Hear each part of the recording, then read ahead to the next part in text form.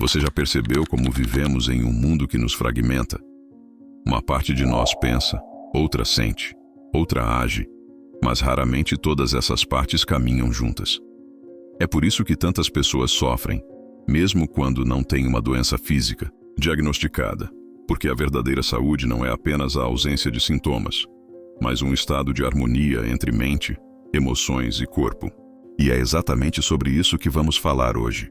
Como iniciar um processo real de cura, não de forma superficial, mas profunda, enraizada no espírito e sustentada por escolhas conscientes.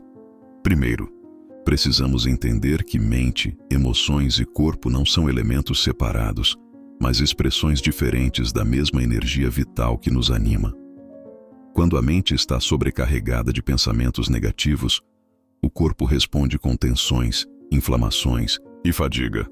Quando as emoções ficam presas, o corpo registra em músculos, vísceras e até na postura. E quando o corpo está debilitado, a mente perde clareza e as emoções se tornam mais instáveis. É um ciclo que se alimenta e que precisa ser quebrado para que a cura verdadeira aconteça. O primeiro passo é o silêncio interior. Pode parecer simples, mas a maioria das pessoas nunca se permitiu ouvir o próprio coração sem a interferência constante da mente. Para curar a mente, precisamos reduzir o ruído. Isso não significa não pensar, mas aprender a observar os pensamentos sem se perder neles. Quando conseguimos dar esse espaço, abrimos uma porta para que a alma fale. E é a alma quem conhece o caminho da cura. Não é um livro, um médico ou um guru que vai te dar a resposta final, mas o seu espírito em conexão direta com a fonte. O segundo passo é a limpeza emocional. Muitos carregam mágoas, raivas e medos que se acumulam como toxinas invisíveis. Esses sentimentos não somem simplesmente com o tempo. Eles se transformam em peso no peito, em dores inexplicáveis, em bloqueios energéticos que impedem a vida de fluir. Limpar emoções é um processo ativo, que envolve olhar para dentro com coragem, reconhecer o que dói e liberar. Isso pode ser feito por meio de oração sincera, escrita terapêutica, meditação, perdão profundo, não aquele perdão para ficar bonito, mas aquele em que você solta a corrente que te prendia.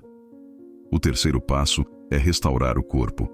O corpo é o templo onde a alma vive, e negligenciá-lo é como tentar acender uma chama dentro de um lampião quebrado.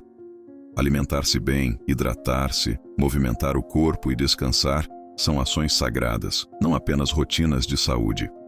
Quando você cuida do corpo com amor, a mente se fortalece e as emoções encontram um solo mais estável para florescer.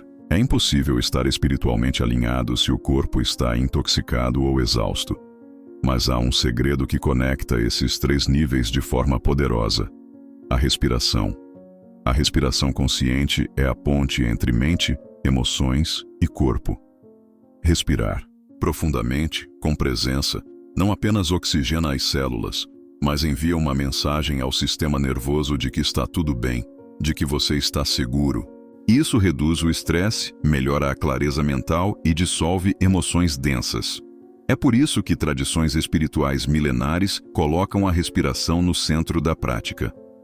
E aqui está algo que muitos ignoram. A cura não é apenas voltar ao que era antes da dor. A cura verdadeira é transformação.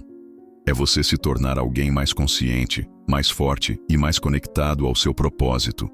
Quando você se cura, você também se expande. Você começa a perceber que a vida não é sobre correr atrás da ausência de sofrimento, mas sobre cultivar a presença da paz. Hoje, quero que você entenda que essa jornada não é sobre pressa. Cada pessoa tem seu tempo, seu ritmo, seu momento de abrir as portas internas. Mas uma coisa é certa: quando você começa, o universo inteiro se move para apoiar sua cura. Sinais aparecem, pessoas certas cruzam o seu caminho, e o que parecia impossível começa a se desenrolar diante de você. Talvez você se pergunte: mas por onde eu começo? O que devo fazer primeiro? A resposta é mais simples do que parece. Comece pelo que está ao seu alcance agora.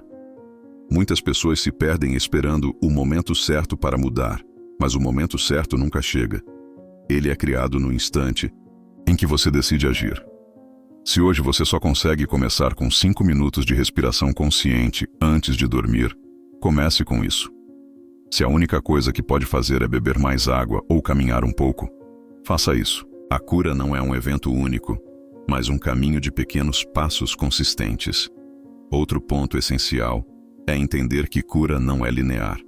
Haverá dias em que você vai se sentir mais leve e outros em que a dor vai voltar com força. Isso não significa que você está retrocedendo, mas que está acessando camadas mais profundas. Pense como limpar uma casa antiga. No início, você tira o pó visível. Depois, começa a abrir armários, puxar móveis e encontrar sujeiras escondidas. É um processo que exige paciência e persistência, porque cada camada limpa traz mais clareza e espaço para o novo. Nesse caminho você precisará desenvolver algo que é uma verdadeira chave de ouro: a autoescuta. Vivemos tão acostumados a seguir padrões impostos que esquecemos de ouvir o que o nosso próprio ser está pedindo. Autoescuta não é apenas ouvir o que você quer, mas também perceber o que você precisa, mesmo quando isso exige esforço e disciplina. Às vezes o corpo pede descanso, mas você insiste em continuar. Outras vezes, o coração pede que você encerre ciclos, mas o medo do desconhecido te impede. Quando você começa a honrar a sua verdade interna, a cura avança de forma natural. Mas é importante falar de um obstáculo que todos enfrentam: as influências externas. Existem pessoas, ambientes e até hábitos aparentemente inofensivos, que funcionam como pequenas erosões no seu processo de cura. Um comentário negativo repetido, a convivência com pessoas que vibram no pessimismo, ou até mesmo um padrão de pensamento cultivado desde a infância, podem drenar sua energia vital. A cura exige que você seja seletivo com aquilo que consome, seja alimento para o corpo ou para a mente. Isso inclui escolher com cuidado as conversas que mantém, os conteúdos que assiste e as energias com as quais se conecta. E aqui entra uma dimensão que muitos deixam de lado: a espiritualidade. Curar-se sem nutrir o espírito é como regar uma planta sem cuidar da raiz. A conexão com o divino, seja através da oração, meditação, contemplação da natureza ou serviço ao próximo, fortalece todo o processo. Quando você se alinha com uma força maior, a cura deixa de depender apenas do seu esforço individual e passa a contar com uma energia que te sustenta e te guia. É como se você não estivesse mais nadando contra a corrente, mas aprendendo a fluir com ela. Não posso deixar de dizer, a gratidão é um dos remédios mais poderosos que existem. Ela muda a química do seu corpo, altera o padrão dos seus pensamentos e reprograma suas emoções. Ser grato não significa ignorar o que está errado, mas reconhecer o que está certo e multiplicar isso. Quando você acorda e agradece pelo simples fato de estar vivo, pela respiração, pela água que bebe, pelo alimento que tem, você começa a vibrar numa frequência que atrai mais coisas boas para a sua vida. E isso, inevitavelmente, acelera o processo de cura. Por fim, lembre-se, a cura não é um destino final. Ela é um estado que precisa ser cultivado todos os dias. Você pode estar saudável hoje, mas se deixar de cuidar de si mesmo, voltará ao desequilíbrio. É como um jardim.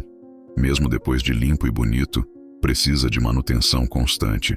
E cada vez que você cuida de si, não está apenas curando feridas antigas, mas prevenindo novas. Hoje, quero que você leve consigo essa certeza. Não importa há quanto tempo você carrega dores, traumas ou doenças, sempre existe um caminho para restaurar a harmonia. A vida é regenerativa por natureza, e você é parte dessa força. Quando você se compromete com sua própria cura, está também inspirando e ajudando outras pessoas a fazer o mesmo, mesmo sem perceber. Sua transformação não é apenas para você, ela reverbera no mundo. Mente em movimento, onde sua consciência se expande e sua alma encontra direção.